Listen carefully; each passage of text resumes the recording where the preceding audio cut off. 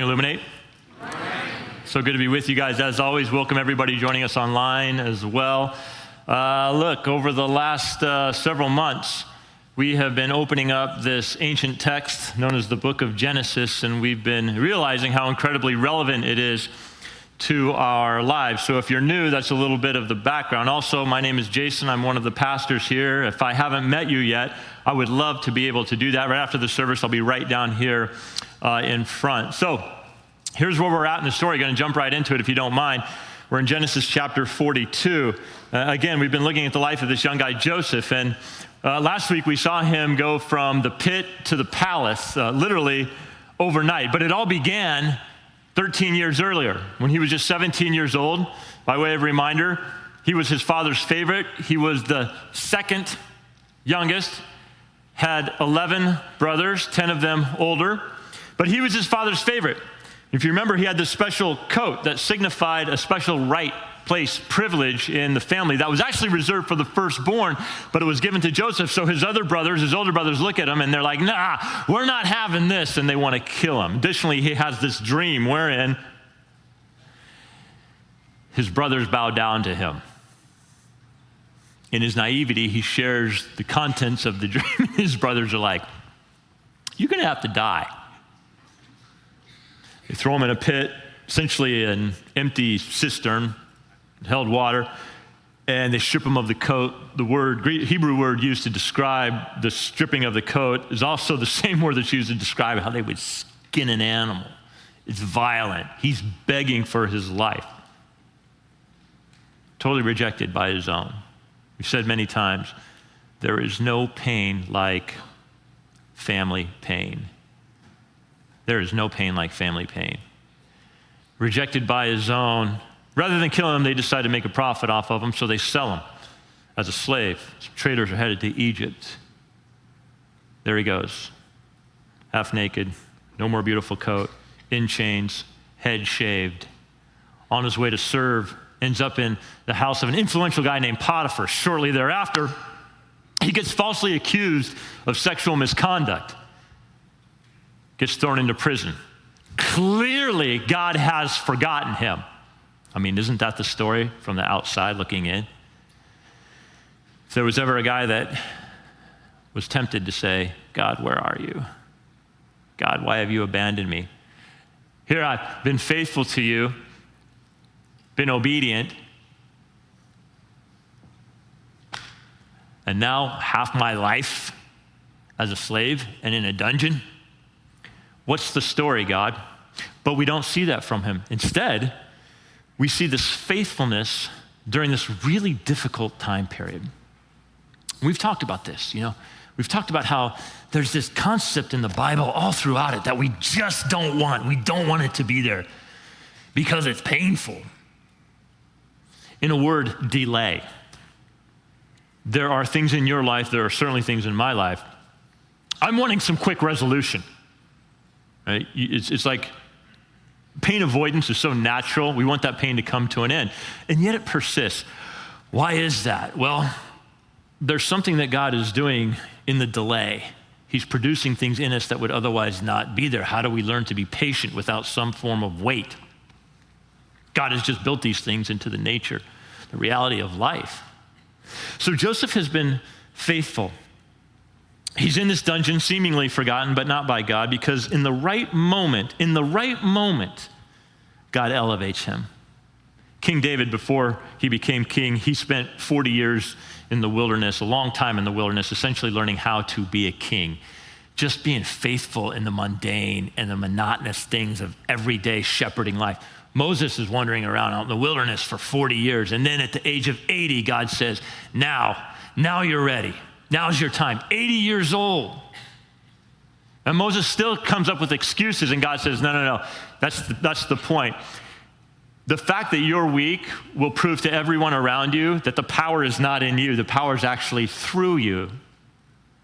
There's great strength that comes when a man or a woman empties himself or herself of themselves, because then they're able to be filled with God. That's what we call humility. That's exactly where Joseph is in the midst of a really difficult time. So he's experienced God working through him in the interpretation of some dreams. Then all of a sudden, the king, Pharaoh, he starts dreaming. He has a couple of really weird dreams, and he's bugged by them.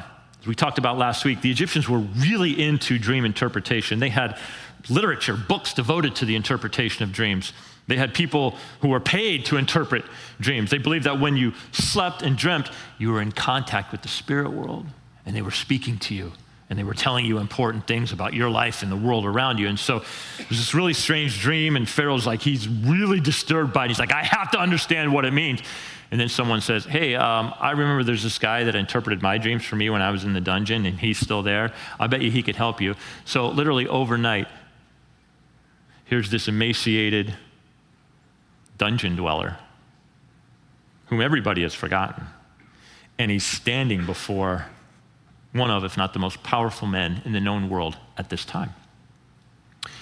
King shares the dream.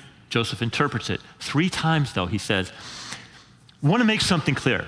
It's not actually my power, my understanding that's interpreting the dream. It's actually coming to me from God. God has given you the dream. God will give me the ability to interpret. So this is all God. I'm just the vessel. Share it with me. King shares the dream. Essentially what he's told is there's going to be 7 years of abundant harvest, 7 years of famine. The king is so impressed with this man's ability to interpret the dream. Well, he does and says this, chapter 41, verse 38.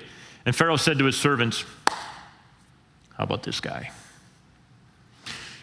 Can we find a man like this in whom is this is amazing. He says, in whom is the spirit of, and he uses the word Elohim. Here's this Egyptian. The Egyptians were polytheistic. They had so many gods. And yet he's voicing the name of the one true Hebrew God, Elohim. The spirit of Elohim is in this guy. Then Pharaoh said to Joseph, since Elohim, your God, has shown you all this, there is none so discerning and wise as you are. And now for the promotion. You shall be over my house. All my people shall order themselves as you command. Whatever you say, they will do. Only as regards the throne will I be greater than you. This is the number 2 position in the kingdom.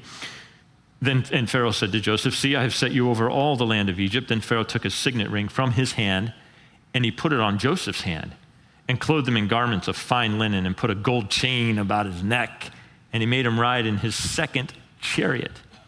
And they called out before him, bow the knee, bow the knee. This, he set him over all the land of Egypt. So he goes from the pit to the prison to the palace. Like that. In God's timing and clearly in God's way. He's given the king's signet ring. This is really, really important because what this tells you is that whatever authority the king has, Joseph now has. The signet ring was used to give the king's stamp of approval on notes, literature, things that were written. And so essentially now, Joseph has the authority of the king literally on his finger. It would have been a ring that had hieroglyphics. It would have had the king's name on it. He's an ambassador on behalf of the Egyptian kingdom. He's given a gold chain, fine linen. Archaeologists have actually uncovered some of this Egyptian fine linen, and it's so finely woven, it's almost transparent. So you can picture the guy wearing this. I mean, literally, he's dressed in rags, and now he's dressed in the finest clothing that the world has to offer. He's given the 2nd chariot. This is like going from, I don't know, like a Honda Civic to a G-Wagon. I mean, right, when Joseph rolls up, he's in style. And these guys go before him, and they literally say, give the man respect. Bow. Additionally, what we learn is that the Egyptian king gives Joseph an Egyptian name. And he gives him an Egyptian wife, but this isn't just any girl. Her father, turns out, is one of the royal high priests who serves one of, if not the greatest Egyptian god, the sun god Ra. He served in the city of Hierapolis, which literally means sun city. He's the man in charge of religious life in this city that serves this Egyptian god. That means she's of noble blood. he's super successful. He's wealthy beyond his imagination. He has more power than he can fathom. And what's happening is the king is wanting to turn Joseph into an Egyptian. I think this is probably the greatest test of this young man's life. At about this point, he's about 29, 30 years old. That's young to have that kind of power and authority and wealth. And the temptation is to leave behind all things Hebrew, including Elohim, his Hebrew God, and to run towards all things Egyptian. Oh, because it is a sweet life. This is a challenge for all people. The reality is, hard times tend to make us lean into God. Easy times make us lean into ourselves. How many people return to church because they find themselves in a pit where they have nowhere to look but up? Hard times, we have a tendency to lean into God. Things are going well, we tend to forget God exists. Things are going really well for this young guy, and the temptation is to forget God. Wealth conveys an aspect of intelligence, unjustifiably, by the way, but it does. Life at the top makes one feel wise and special. Because what it tells others is, there's no one quite like me. There's no one quite like me. So there's probably something here for at least a few people in the room, because there are some very accomplished people in this building. There's some very successful people. I would say certainly by the world standards, this room is filled with an abundance of highly skilled, very successful people. And the temptation is for us to become our own worst enemies in our success. That's what I love about the life of Joseph, because I'm very happy to say he responds to it all very well. Why? Because he leans into God in both the hard times and the good times. He believed what God had said. It's a challenge. It's a challenge that he faces well, simply because he trusts God and obeys him. And you've heard me say many times before, if you want your life to be under God's hand of blessing, be obedient. Be obedient. Now, what you're going to see in this guy is some crazy good examples for us all, because he's in the midst of this really crazy secular culture. But this guy swims so far and so hard upstream, it's remarkable. So we'll get to that in a second. Pharaoh's dream indicates that there will be 7 years of abundance, 7 years of famine. So Joseph rolls up his sleeves and he gets to work. Now, here's what we know about the lower Nile Delta region. It can be actually quite dry and arid. And so what the Egyptians would do is they would dig canals, irrigation ditches, and divert the water away from the Nile into these floodplains. And the Egyptians were very good at this because the Nile was like life to them. In fact, we actually have some ancient writings. They would measure the depth of the Nile, the width, its flow, on what they would call literally a Nilometer. They were really into it because the Nile held the power of life and death. We know from history tells us that at least on 2 occasions, at some points, the Nile was so low that it caused a massive famine, so much so that the Egyptians turned to cannibalism to stay alive. So the Egyptians were really into managing this water. So knowing that these lean years are coming, he just begins to pile up in the abundant years. He's piling up all of this grain in preparation. Now, during this time, Joseph has 2 boys. And he names these boys in such a way as to show you that he's still clinging to his Hebrew God. Here's how we know. The boys have Hebrew names, Manasseh and Ephraim. Manasseh's name is really interesting. because literally the name means one who makes me forget my sorrow, which is perfect for this guy because family pain doesn't leave you easily. And it's almost like he's like, I experienced the rejection of family, the beatdowns, the harsh treatment, the neglect. Man, that just doesn't go away. But now I have this child in my life that will give me joy, Manasseh. He will make me forget the pain of my past. And then he has another child, he names him Ephraim, which means fertile, which is another way of saying God is blessing me. So here's this guy in the midst of this crazy secular culture, polytheistic, and he's declaring that my God is still the Hebrew God. He understands where his success comes from. Literally, he survives it, thrives in it, and uses it for good. I like what the Puritan Cotton Mather said. He said, religion begat prosperity, and then the daughter devoured the mother. How does he respond so well? I think it has a lot to do with his 13 years of confinement, mistreatment, and quite frankly, abuse. He knew God controlled every aspect of his life, and he wasn't willing to waste any of it. And that's my encouragement to us. The low points in your life, don't waste them. Every single person in this room has them. Don't waste them. How do you not waste them? You understand that God has a larger picture in store that you can't totally figure out right now. But you know he's in charge. I heard it described like this. Imagine that you're a radio operator on board a battleship in the Pacific during World War II. And you're working the radio, and all of a sudden this SOS call comes in. So you receive it, and immediately you report to the admiral. Admiral, there's an SOS call that's come in from another ship. They're distressed. What are we going to do?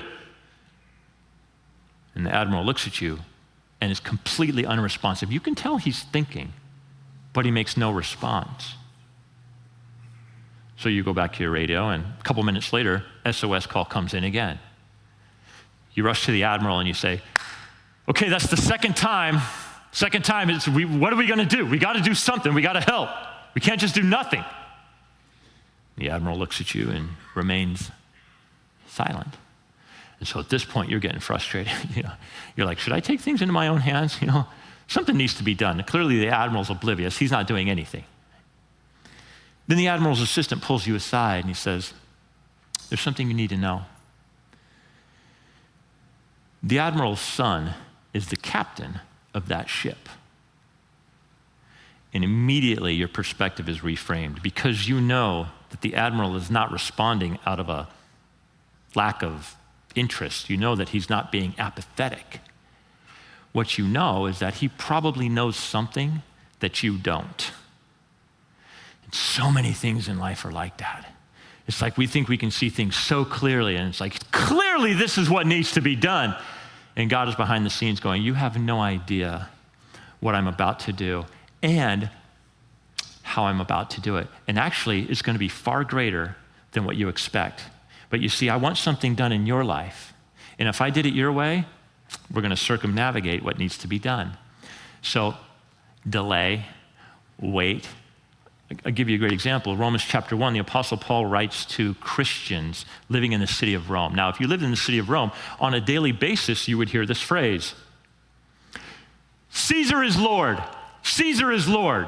Now, maybe you've heard Christians say, Jesus is Lord.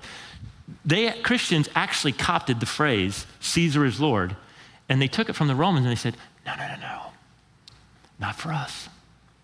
No. Caesar is not Lord. Jesus is Lord. Caesar did not rise from the dead. Jesus did. Jesus is Lord. So the Apostle Paul, and you're writing to these Christians in this crazy secular city, the heartbeat of Roman civilization, and he says, I want to be with you guys so bad.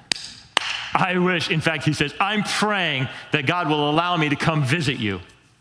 Well, guess what happens? Paul does visit them in Rome. You know how? In chains as a prisoner. You think he wanted it that way? Yeah, God definitely answered his prayer, not in the way that he expected. It cost a lot of money to get to Rome. That was probably part of what Paul was thinking. How am I going to get the funds to go to Rome? Well, guess what? Rome just paid all of his expenses to visit the Christians. Paul's like, oh, okay. I'll give you a better example. In John 17, Jesus prays to the Father, and he says, can we go back to the way it was? Can you restore to me the place of privilege and prestige and honor that I had before I came to the earth at your side? And the response is, yeah, we're going to do that. That's going to happen. But the path is through the cross. So Joseph has no idea of what God is doing behind the scenes. But because he remained faithful and he didn't turn his back on God, he was able to see God's hand in his life. And it's a remarkable example for all of us. So by naming his boys Manasseh and Ephraim, it's his way of saying, God, I'm still with you. God, I haven't forgotten. God, I recognize that this is all you. Now, having said that, I think it's really important for Christians to confess Jesus as Lord. I don't think we do that enough. And again, put in its first century context, this was dangerous. If you started running around saying Jesus is Lord, well, Caesar, it was believed, came from the gods. And it was subversive to say that anybody else was Lord. And yet Christians were bold enough to say, nah, not for us. And it made them really dangerous. They were swimming hard against the cultural current. They weren't buying into the culture's ideology. Some years later, Nero will come to power. And he decides that Christians must die for this. But once again, what happens? Well, in an effort to exterminate Christianity, he inadvertently throws gas on it. And within a couple hundred years, Christianity will become the religion of the Roman Empire. And then religion begat prosperity, and the daughter ate the mother. In hard times, we lean into God. In easy times, we lean into ourselves. Maybe God wants some hard times to come. Now, that's good theology. Now, the question is, how do his people respond? So what happens next in the life of Joseph shows the sovereign hand of God in the most incredible way. The famine in Egypt, it's a supply chain issue, right? It's like if it gets bad in Egypt, it's going to get bad in Canaan, which is where his family's at, his brothers. Chapter 42, verse 1, when Jacob learned, that's Jacob, that's his dad, learned that there was grain for sale in Egypt, he said to his son, this is such a dad conversation. I can totally see me saying this to my kids. Why are you looking at one another? You know, it's like they're standing around like come on, guy, do something. You know, it's kind of like, can you get a job? And he said, behold, I have heard that there is grain for sale in Egypt. Go down and buy grain for us there that we may live and not die, boys. So 10 of Joseph's brothers went down to buy grain in Egypt. 10. He has 11. One doesn't go. Interesting. Why? Jacob did not send Benjamin. Now, Benjamin's the youngest, which is Joseph's brother. Joseph and Benjamin have the same mom with his brothers. Why? Because he feared that harm might happen to him. Yeah, for good reason, because last time he sent the older boys with the younger, what happened? The younger didn't come back. Thus the sons of Israel came to buy among the others who came, for the famine was in the land of Canaan. 13 years after Joseph has this crazy dream about his family bowing down, his brothers bowing down, his brothers being like, yeah, right. Like, that's going to happen, little boy. Verse 6, now Joseph was governor over the land. He was the one who sold to all the people of the land. And Joseph's brothers came. And what did they do? Those boys bowed down. They bowed themselves before him with their faces to the dirt. What do you think is going through Joseph's mind? I guarantee what's going through his mind. Oh, this is how the dream is fulfilled. Okay, God. But he's in this place where he's not resisting God in the difficult times and questioning God over and over and over and like turning his back on God. He's like, okay, let's wait and see how this plays itself out. Delay. And then in this incredible way, what a moment for him. Think about it, man. What's going on inside his heart? It's got to be racing. Joseph saw his brothers and recognized him. But he treated them like strangers and spoke roughly to them. Why? Because he wants to know if they've changed. Additionally, where's little brother Benjamin? I see 10 of you, but where's the little brother? He's thinking all of this. Now, this is a conversation that's going on. He's speaking Egyptian. There's a translator going on, as we find out, translation going on, as we find out in a second. So he's speaking Egyptian. They're speaking Hebrew. They have no clue. Where do you come from? He said. They said, well, we come from the land of Canaan when we were here to buy food, just like everybody else. And Joseph recognized his brothers, but they did not recognize him. Even after he speaks to them, they don't recognize him. And Joseph remembered the dreams that he had dreamed of them. Yeah, I bet. And he said to them, nah, you guys are spies. Spy? What do you mean? We're not spies. Now, do you know the power that Joseph has? He could annihilate these guys in an instant with absolutely no consequence to himself. Spies, you're spies. And you've come to see the nakedness of the land. You want to expose us and attack us. They said to him, no, my Lord, your servants have come to buy food. We are all sons of one man. We are honest men. Your servants have never been spies. I like to put myself in this scene and imagine what it would be like. Wouldn't it be funny if, they're coming because their stomachs are growling. And basically dad says, listen, if you don't go, we're going to starve to death. Go. So they show up, and what's the sound that they hear? Right? All 10 of these boys, their stomachs are growling right now. Well, the last time Joseph was with them, his stomach was growling. But by how things have turned. Incredible power he has right now. What would you do? Power in and of itself, as you know, is not evil. It's what you do with it. And why doesn't Joseph wield it? Why? Well, because I think he understood where his power came from.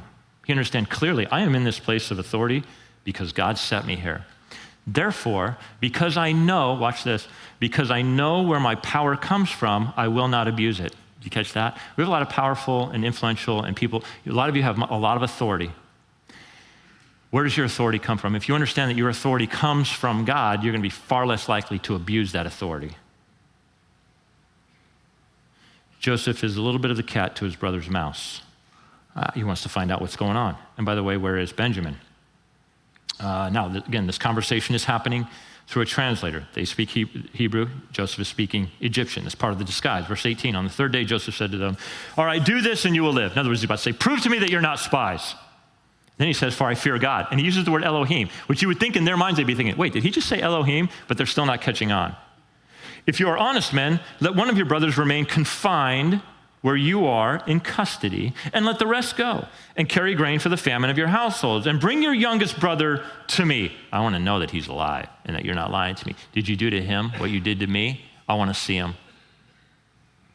So your words will be verified, and you shall not die. And they did so. Then they said to one another, in truth, we are guilty concerning our brother, in that we saw the distress in his soul when he begged us. He begged us, and we did not listen. So this gives you insight into just how gnarly it was for young Joseph. He's attacked by his brothers, and he's literally, don't do this. Don't do this. You're killing me. You're killing me. And they didn't listen. In fact, it says they throw him in the pit, they leave him, and then they go eat together. Did I not tell you? He says, this is why our distress has come upon us. And Reuben, the oldest, answered them, did I not tell you not to sin against the boy? This is such an older brother thing to say.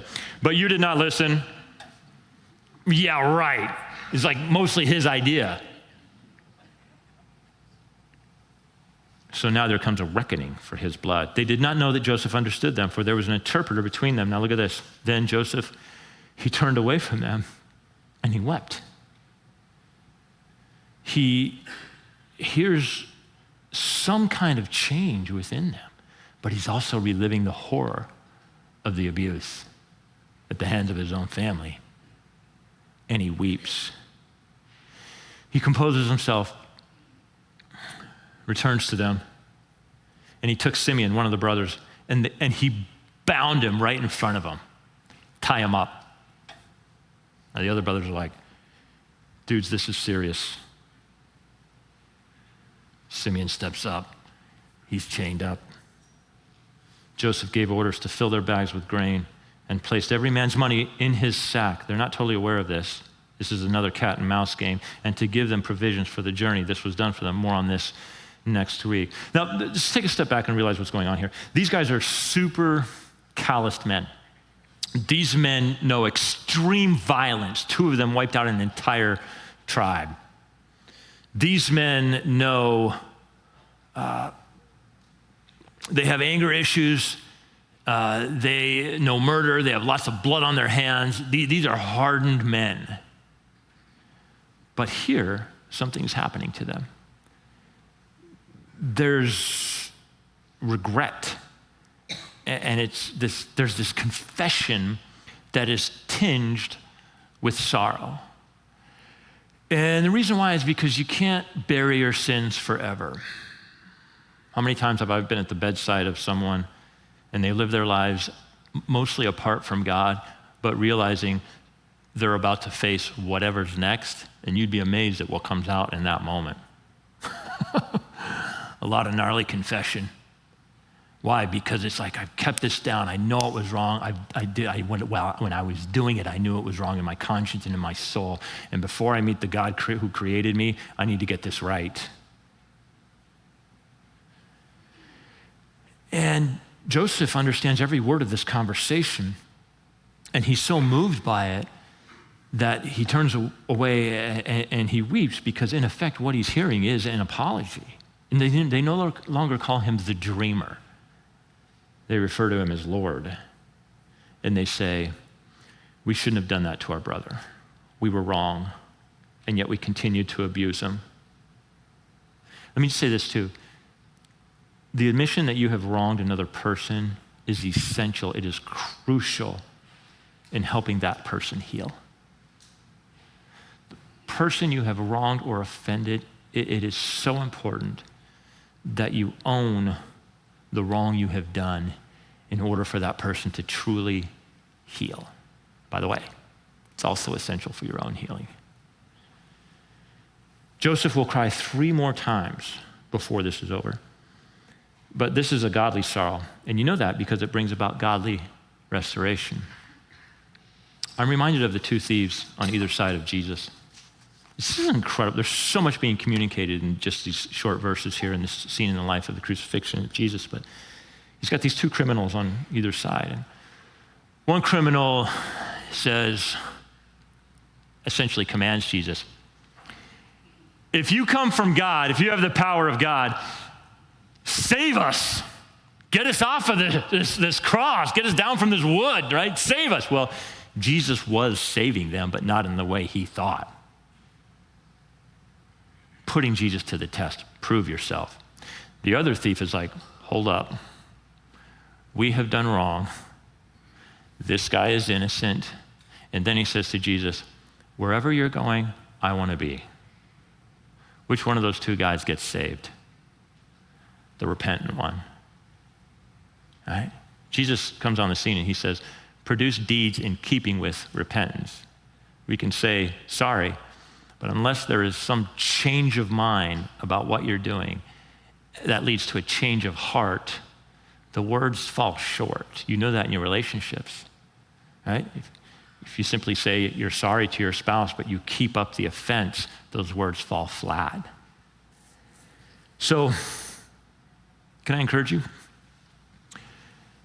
Let godly sorrow sink into your soul, because when it does, it leads you to God's good grace. And that's such a beautiful thing.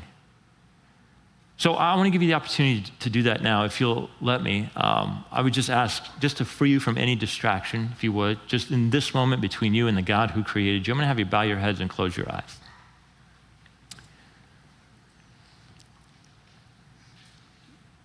What is that godly sorrow that God's Spirit kind of nudging you toward? Because ultimately, at the end of that godly sorrow road, there is God's good grace waiting for you. But it begins with a recognition that you've done wrong. This is what the Bible says, the wages of sin is death. We're all sinners. And the consequence is that there's a separation between us and God. Well, Jesus is the bridge. Jesus took upon himself those wages. He died in our place. So when God looks at us, he looks at us now as forgiven. The God is only bound by his nature. He is just. So God's justice has been satisfied through the death of Jesus. So those who appropriate that for themselves, God looks at you through the lens of his son, forgiven. But it requires a change in your thinking. Consider this. If people can believe whatever they want to believe and still get into heaven, if they can do whatever they want to do and still get into heaven, I guarantee you it's no longer heaven. Heaven becomes hell.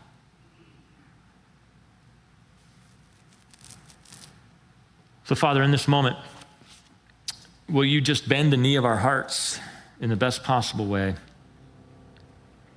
It leads us toward your grace, your mercy, your forgiveness, and that's where we find such life. And then when we really understand it, we're so quick to extend those things to those around us. So, Father, I pray that not a soul would leave here without feeling some profound impression from you upon them. Because always we want to lift up Jesus. Jesus is the answer to the world's problems. Ultimately, it's a change in heart that affects the waywardness, the trajectory of our planet. Jesus brings about the right change. So we lift him up to you this morning, as always, for his fame and his renown. And God's people said, amen.